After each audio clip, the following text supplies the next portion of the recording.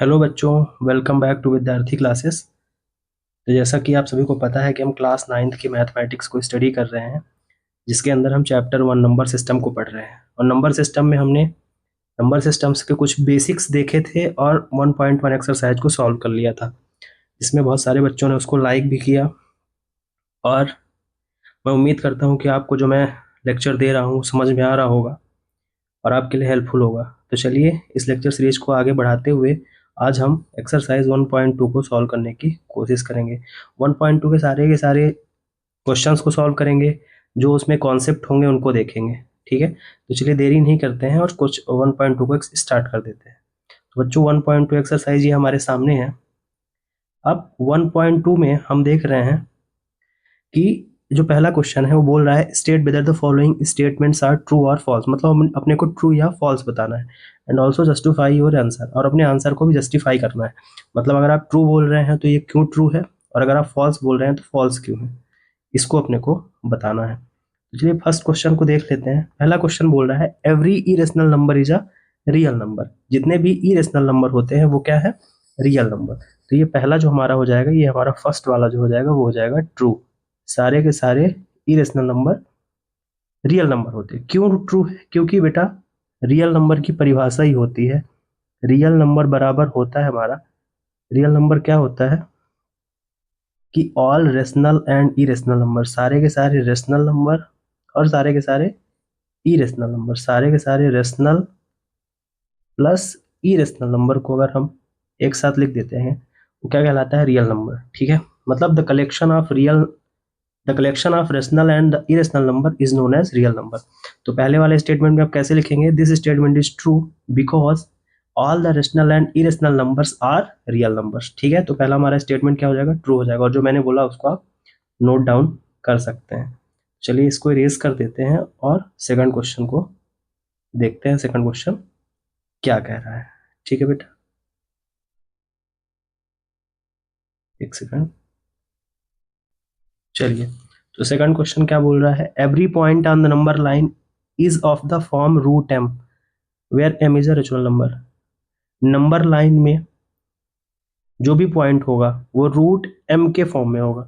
क्या बोल रहा है जी, नंबर लाइन में जो भी पॉइंट हम रिप्रेजेंट करते हैं वो रूट एम के फॉर्म में होगा और एम एक नेचुरल नंबर होगा। तो ये स्टेटमेंट हमारा जो है ये फॉल्स हो जाएगा। और फॉल्स क्यों हो जाएगा, क्योंकि हम जानते हैं कि जो हमारी नंबर लाइन होती है उसमें क्या होते हैं, निगेटिव नंबर्स भी होते हैं, और निगेटिव नंबर नेचुरल नंबर नहीं होते हैं। देखिए नेचुरल नंबर होते क्या है, 1 से स्टार्ट होंगे और इन्फिनिटी तक चले जाएंगे, 1 2 3 4, है ना। ये सारे के सारे क्या है, हमारे नेचुरल नंबर है जो 1 से स्टार्ट हो और इन्फिनिटी तक चले जाए।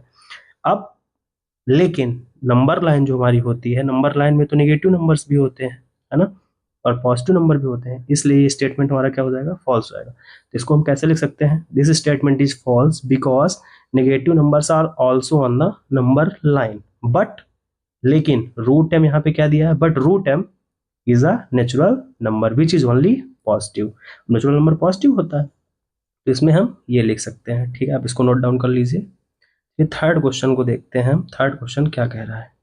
ठीक है, थर्ड क्वेश्चन क्या बोलता है, every real number is an irrational number. अभी मैंने बताया ये स्टेटमेंट हमारा क्या हो जाएगा, फॉल्स हो जाएगा। क्या हो जाएगा, फॉल्स हो जाएगा। क्यों, क्योंकि रियल नंबर सिर्फ क्या नहीं होता, इरेशनल नंबर नहीं होता, रेशनल नंबर भी होता है।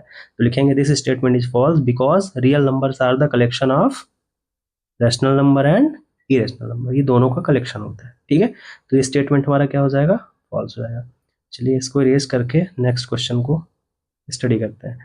अब नेक्स्ट क्वेश्चन कहता है are the square roots of all positive integers irrational. मतलब जितने भी हमारे पॉजिटिव इंटीजर्स होते हैं अगर उनका हम स्क्वायर रूट निकालें तो क्या वो इरेशनल होगा, और अगर इरेशनल नहीं होगा तो कोई आप एक एग्जाम्पल दीजिए। तो ये पहली बात तो हमारा इसका आंसर हो जाएगा फॉल्स, मतलब नो। कैसे नो हो जाएगा, square roots of all positive integers. अब इंटीजर क्या होते हैं, कोई भी नेगेटिव नंबर, जीरो और पॉजिटिव नंबर्स। तो इसमें एक चीज बोल दिया कि जितने भी पॉजिटिव इंटीजर्स होते हैं वो सारे के सारे क्या इरेशनल होते हैं, बिल्कुल नहीं होते। अगर जैसे हम रूट 4 ले लेते हैं, अब रूट फोर का स्क्वायर रूट निकालूंगा तो क्या आ जाएगा, 2 आ जाएगा। क्या आ जाएगा, 2 आ जाएगा। और 2 एक इरेशनल नंबर नहीं है, रेशनल नंबर है। इसी प्रकार अगर हम 9 का ले लें, रूट 9 का ले लें तो इसका हमारा स्क्वायर आ जाएगा 3 आ जाएगा, कितना आएगा 3 आएगा, और 3 हमारा क्या है, 3 भी हमारा रेशनल नंबर है, तो ये भी स्टेटमेंट हमारा रॉन्ग हो जाएगा। तो इसका हम लिख सकते हैं जस्टिफाई योर आंसर में, पहले तो आप नो लिख देंगे, no the square roots of all positive integers are not irrational because, फिर आप एग्जांपल दे दीजिए कि अगर हम √4 = 2 होता है एंड 2 इज अ क्या है, एक रेशनल नंबर है 2 हमारा। इसी प्रकार से आप बोल सकते हो दूसरा एग्जाम्पल √9 का जब आप रूट निकालोगे, स्क्वायर रूट निकालोगे 3 आ जाएगा, बोल सकते हो 3 is also a rational number.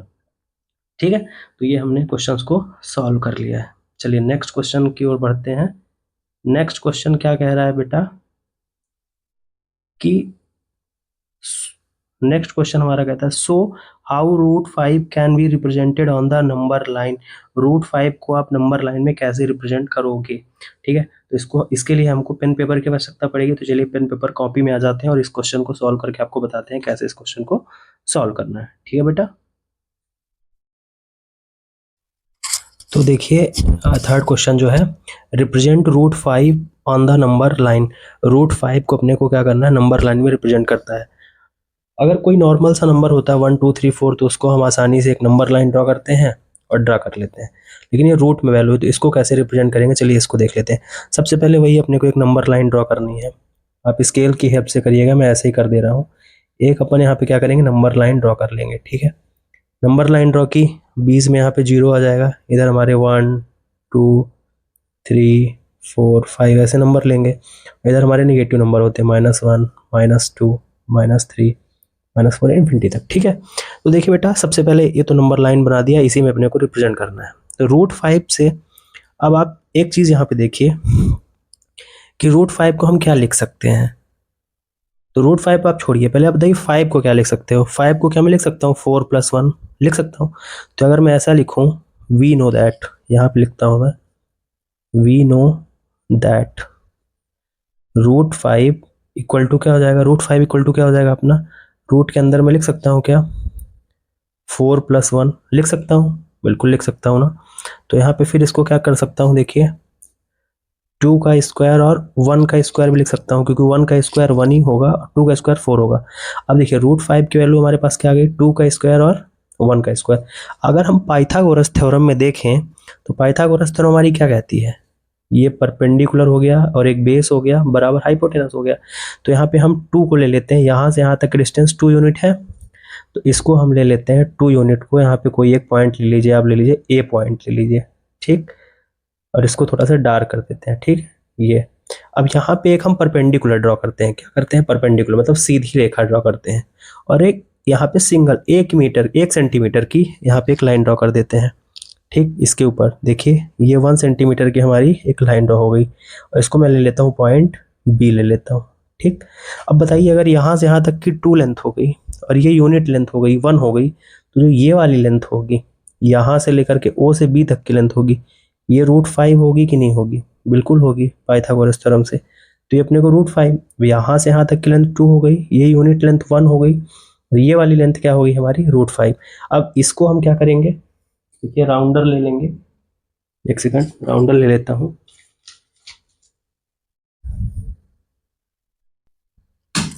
ठीक है, तो राउंडर ले लेंगे और राउंडर को हम इतना ओपन करेंगे, यहाँ से लेकर के यहाँ तक की डिस्टेंस।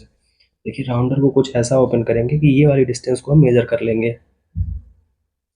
राउंडर को हमने ऐसे लगा लिया, ये डिस्टेंस हमारी मेजर हो गई। ठीक है, अब ये राउंडर हमारा इतना ही है, इतने डिस्टेंस को हम राउंडर से हमने मेजर कर लिया। ठीक, अब इसी को इस डिस्टेंस को लेकर के और यहाँ पे एक आर्क लगा देंगे, इस डिस्टेंस को मेजर करके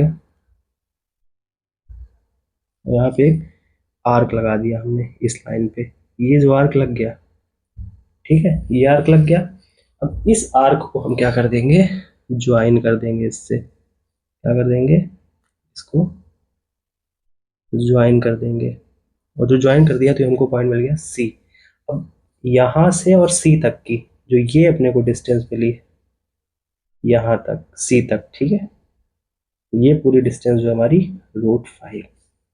ठीक है, तो इस प्रकार से हम इसको नंबर लाइन में रिप्रेजेंट कर सकते हैं। ठीक है बच्चों, तो उम्मीद करता हूँ कि समझ में आ गया होगा आपको। इसी प्रकार से आपके बुक में और भी एग्जाम्पल्स में क्वेश्चन दिए गए, जैसे √3 को नंबर लाइन में रिप्रेजेंट करना है, तो रूट 3 भी आसान है, अगर आप कहेंगे तो मैं उसको भी आपको एक्सप्लेन करके बता दूंगा। मैं उम्मीद करता हूँ कि एक्सरसाइज आपको पसंद आई है, और अगर आपको ये वीडियो अच्छा लगा तो प्लीज़ चैनल को सब्सक्राइब कर लीजिए, वीडियो को लाइक कर लीजिए, अपने दोस्तों तक जरूर शेयर कीजिए। Thank you very much.